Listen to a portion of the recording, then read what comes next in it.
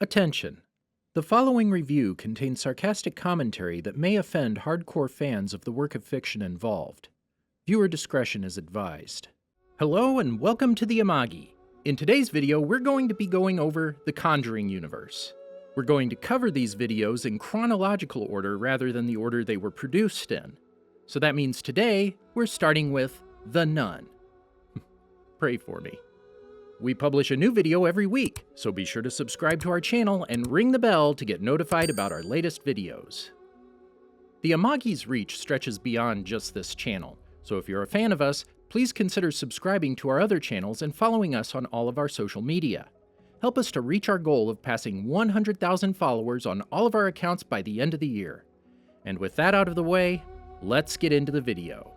Set in the year 1952 at the Carta Monastery in Romania, two nuns are going down a dark hallway toward a door that has a Latin inscription that translates to, "God ends here." Whether it's the front end or the back end is never made clear. The older nun goes through the door to find some kind of artifact, while the younger nun, Sister Victoria, starts to pray. Sometime later, the older nun emerges attacked and bloodied, handing the key that she was carrying to Victoria before telling her to run. And suddenly she's pulled back into the darkness. Victoria runs toward a window clutching the key as her attacker, the demon nun Valik, moves slowly toward her. Victoria asks God for forgiveness before she jumps and hangs herself. Sometime later, her decaying body is discovered by a man simply known as Frenchie. The officials at the Vatican catch wind of Victoria's suicide, which they consider the ultimate sin. They enlist Father Burke to investigate. He seeks out a young novitiate named Sister Irene, who currently acts as a teacher at a girls' school. The two get together and go find Frenchie so he can take them to where he found Victoria's body. The three go to the Abbey where Frenchie leads Burke and Irene to the ice box where he left Victoria's body. Frenchie points out that Victoria is sitting up when he left her body lying down. Burke pries Victoria's fingers open and finds the key in her hand. Now this is the first mistake Valik makes. And I say the first because we're going to find out that Valik isn't exactly the brightest demon. He has the power to manipulate this corpse, and he wastes it on a cheap parlor trick. He could have and should have hidden the key. He may not know exactly what it's for yet, but he's got to at least know it's important. But instead, he wastes this opportunity on a cheap creep-out. They then take her body to give her a proper burial. While walking back toward the Abbey, Burke notices fresh blood on the steps where Frenchie found Victoria's body. They then go to the chapel, but cannot enter the Abbey yet. They meet the Abbess, who informs them that they are engaging in a vow of silence for Victoria, and that they may enter the next day. Burke and Irene go to the guest rooms while Frenchie leaves. He walks past the dark woods and sees what looks like Victoria walking through the woods. He follows her and predictably ends up getting attacked by a demon nun.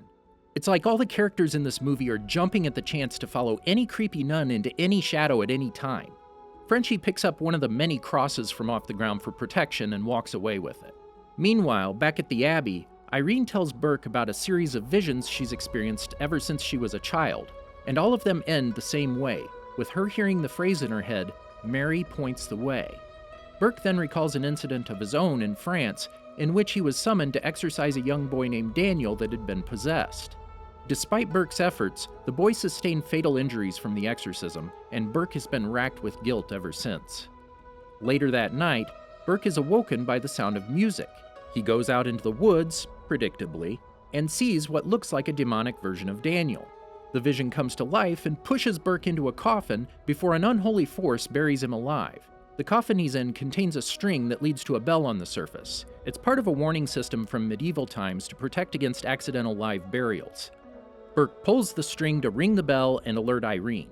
Irene also wakes up and wanders the chapel before she sees Valik in the mirror trying to attack her. She runs outside and hears Burke ringing the bell. Soon, multiple bells all around the graveyard start to ring, but Irene has a vision and manages to find Burke's coffin, and she starts to dig him up with a shovel, conveniently placed about 10 feet away. Oh, Valik. Before she can reach him, demon hands start to grab at him from inside the coffin, but Irene manages to get to him first. Looking back in the coffin, Burke and Irene find a bunch of books on the occult. The next day, Burke and Irene go to the Abbey, but only Irene is allowed to enter. She meets Sister Juana, who tells her that the nuns change shifts to pray to keep evil at bay. Juana hears about Irene seeing Valik, and Juana explains the demon's origin. When the abbey was built during the Dark Ages, a duke obsessed with the powers of hell tried to open a rift to summon Valik, but several soldiers found and killed the duke before Valik could fully emerge, keeping him trapped using an artifact, a vial containing the blood of Christ. This is the same artifact that the nuns in the opening scene were looking for. Valik remained sealed in the portal until bombs from World War II dropped around the abbey and broke the rift open, setting the demon loose. My personal theory is that the bombs also gave Valik a concussion, which would explain why he's not quite bringing his A game here, which we'll see later on. Juana explains that Valik takes the form of a nun to look like the rest of them and prey on their weaknesses. Meanwhile, Burke reads about Valik and learns his name. Frenchie is in a tavern where he hears that one of the patrons had a 12-year-old daughter that committed suicide by hanging after allegedly seeing something horrible. After Frenchie tells the bartender that he went up with Burke and Irene to the abbey, the bartender warns Frenchie that the two of them may be the next victims. Burke once again attempts to enter the abbey, only to encounter the Abbess again to tell him that he won't find another way in. He tries to ask the Abbess about the key that he found with Victoria, but she tells Burke it's too late and that Irene is lost. Her body then appears to go limp. Burke tries to lift the veil off to see her, but her demonic body grabs at him until he literally rips her hand off of him. And this pretty much sums up Valik's strategy going forward. Flaws notwithstanding, the plan in the graveyard was really pretty creative, but it's like that's the only idea he's got, and now he's just gonna grab people, and grab people he does. He grabs Frenchie, he grabs Burke, he grabs Irene, and they all just shake him off. I mean, what's going on? In the opening scene, he grabbed a whole nun and dragged her all the way down a dark corridor. Did he overexert himself? Did it give him carpal tunnels? Is that why he can't maintain a grip on any of his victims for the rest of the movie? Anyway, Irene awakens after seeing another frightening vision of Valik. She wanders outside her room and once again is attacked by the demon nun because she followed it somewhere stupid. Burke hears the noise and tries to save her, but he's also attacked, and then Frenchie shows up with a shotgun. He's 41 years early, but he's here to play Doom. Irene finds the other nuns and starts to pray alongside them as an evil force carves a pentagram into her back. Irene then sees what looks like Juana's dead body, but she quickly realizes that Juana and the other nuns were not real but visions this whole time. She, Frenchie, and Burke reunite as they realize that Victoria was not trying to commit suicide, but rather sacrifice herself so that Valik could not possess her body and spread terror. It's especially tragic now when you realize that Victoria probably could have just shaken him off and run away. They head into the catacombs to find the artifact.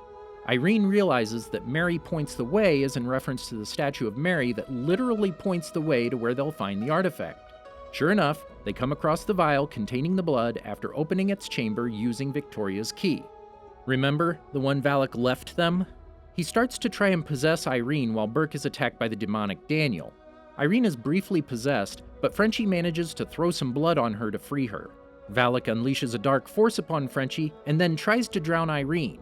Suddenly, he's able to hold on to her for some reason. He pulls her back up out of the water to check on her and notices that the vial is broken. The look on Valik's face in this scene is just priceless as he realizes he's hosed, but he just can't put two and two together. Turns out that Victoria had broken the vial and poured the blood in her mouth, and when Valik holds her up, she spits the blood in Valik's face, sending the demon back to hell and sealing off the rift. As the trio leave the abbey, Irene asks Frenchie his real name, and he says it's Maurice.